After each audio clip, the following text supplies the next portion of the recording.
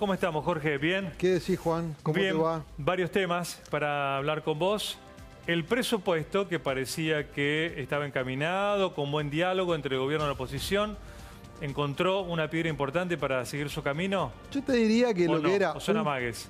Yo te diría que era un camino que estaba pavimentado y allanado, Sí. Ahora aparecen algunas piedras. Sí. No quiere decir que cambió completamente, pero hasta hace una semana en el gobierno descontaban que era una aprobación que venía encausada, inclusive hablaban de un número de alrededor de 140 diputados. Recordemos que necesitan 129 para tener quórum y eso ya es mayoría, con lo cual se garantizan. Y hoy ya están hablando de que se conforman con ganar por un voto. Ajá. ¿Qué ha pasado en el medio entre que el gobierno pasó de esta mirada optimista a esta un poquito más compleja? Bueno, 3 o 4 cosas que vamos a desglosar y analizar, si te parece. ¿Cómo no? ¿Trajiste fotos?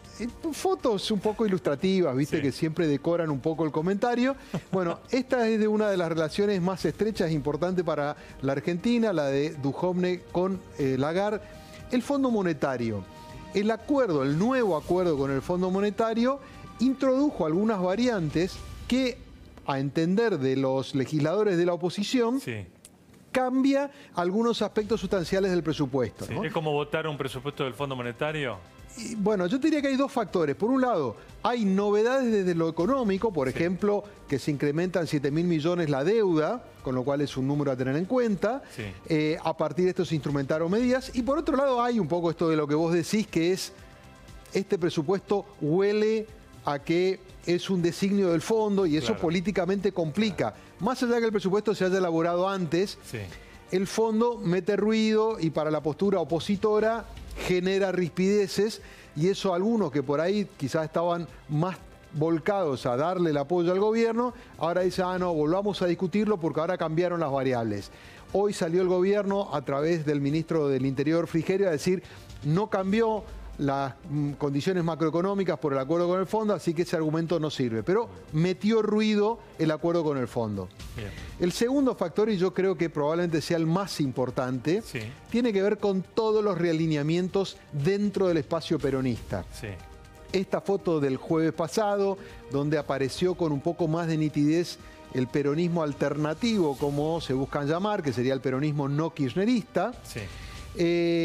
generó una serie de reacomodamientos porque algunos que eran moderados empiezan a tratar de tener un perfil propio. Por ejemplo, el caso de Massa. Sí.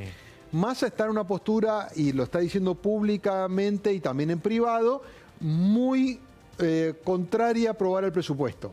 Sí. Algo que estaba un poco en la nebulosa y esto se empezó a traducir porque, por ejemplo, sentado junto con Urtubey, que es un gobernador que dice que hay que darle las herramientas al gobierno, él trata de manifestarse un poco más duro, ¿no? Y por fuera de esta mesa las posturas son todavía más reticentes a apoyar sin discusión el presupuesto que se envió. De hecho, las principales espadas de Massa, como Marco Labaña en la Cámara de Diputados, Graciela Camaño, y también un representante directo de los gobernadores como Diego Bocio, Sí. ayer suscribieron un pedido al presidente de la Comisión de Presupuesto de la Cámara de Diputados para que replanteen el presupuesto. Es una chicana, el gobierno no lo va a replantear, pero están manifestando que lo que es el peronismo dialoguista, racional, no le va a regalar el presupuesto al gobierno. Y eso tiene que ver también con estas escenas preelectorales, reacomodamientos internos, posturas que de alguna manera agitan esta idea de, bueno, yo voy a ser contrincante, tengo posibilidades, me paro con más fuerza. Claro, o sea, también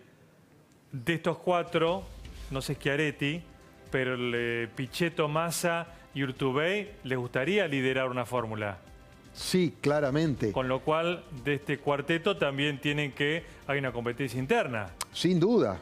Y por fuera del cuarteto también, porque hay otros gobernadores y otros referentes, claro. y claro, que también buscan pelear allí. Entonces, ninguno quiere quedar siendo ni por un lado el que empuja al gobierno, pero tampoco demasiado amigable. Claro, ¿no? claro. Y en este sentido se empiezan a marcar diferencias o marcar la cancha y Claro. paga el costo el gobierno naturalmente, ¿no? Claro. Porque Massa no quiere ser candidato a gobernador. No. Él va por la presidencia o nada. Definitivamente. No es su idea ir por la gobernación, siempre lo entendió como un cargo que lo desgastaría. Claro. ya se postuló a la presidencia. Igualmente es muy interesante porque este espacio justamente adolece de un candidato a gobernador en la provincia. A pesar de que tiene referentes como Massa o como Randazzo, claro, que son claramente bonaerenses, ellos aspiran a la presidencia, ¿no? A diferencia del kirchnerismo, que tiene posibles candidatos allí, más allá de que Cristina Kirchner también es de la provincia, que iría eventualmente a la presidencia, ¿no? Bien. Bueno, entonces, problemas para aprobar el presupuesto, lo que dijiste del Fondo Monetario. Fondo Monetario, peronismo. El peronismo. Tercer punto. Lugar, la economía. La economía. Claro. La economía en dos sentidos.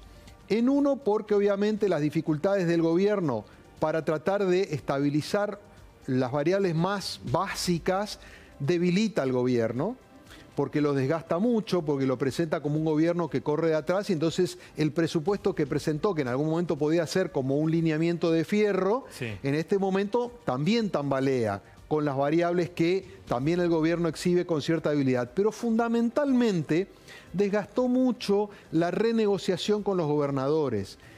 El gesto de adelantar el tema del fondo sojero, que era algo que le iban a descontar en el 2019, y adelantárselo al 2018. Después el gobierno dio marcha atrás y tuvo que ofrecer 4.000 millones para saldar. Pero esa ida y vuelta a los gobernadores les molestó muchísimo porque había un compromiso de que eso era para el 2019. Eso también endureció a varios gobernadores. Y el otro tema que generó rispideces es el tema de la transferencia de los subsidios, transferencia de subsidio al transporte, a la tarifa social. Esas cosas generaron ruido y gobernadores que a veces oscilan entre el apoyo y la oposición están en una postura un poco más dura. Bien. Y el cuarto punto importante en este sentido tiene que ver con los problemas que ha tenido el gobierno y los cambios que ha tenido el gobierno. El cambio en el Banco Central con la llegada de Sanleris en reemplazo de Caputo, las turbulencias en torno de Duhovne, que en algún momento se lo daba fuera, después se terminó quedando. Eso debilita a los funcionarios a la hora de ir a defender el presupuesto ante el Congreso, porque de alguna manera le estás dando un talón de Aquiles para que la oposición te desgaste. Todos estos factores hacen que en una sola semana el gobierno haya empezado a tener algunas dudas. Están negociando fuertemente el ministro del Interior, Rogelio Frigerio, y el presidente de la Cámara de Diputados, Emilio Monzó, voto por voto, gobernador por gobernador. Sí. Si vos me preguntás hoy cuál es la temperatura, ¿Cuál es la temperatura? es que el gobierno va a lograr sacar muy forzadamente el presupuesto, le va a costar mucho y le va a costar caro. Le van a cambiar varios aspectos del articulado del presupuesto y va a tener que tener toda la tropa propia y negociar fuertemente hasta el último minuto va a sufrir el gobierno. Está en eso en este momento. Probablemente un sector de ese peronismo racional no lo vaya a acompañar, pero tampoco se oponga. O se abstenga o se ausente en el debate, que es un poco lo que está planteando Massa y el peronismo de los gobernadores, para decir al gobierno, te lo dimos, pero transpiraste.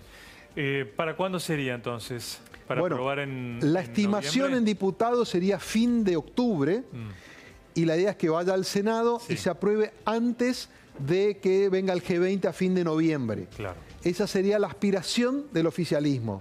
Igualmente, insisto, va a haber que estar muy puntualmente arriba de cada voto. Por ejemplo, el gobierno tiene una mira puesta sobre el gobernador de Santiago del Estero, Gerardo Zamora, porque aporta 6 diputados. Hoy 6 diputados para el gobierno es la diferencia entre aprobar o no.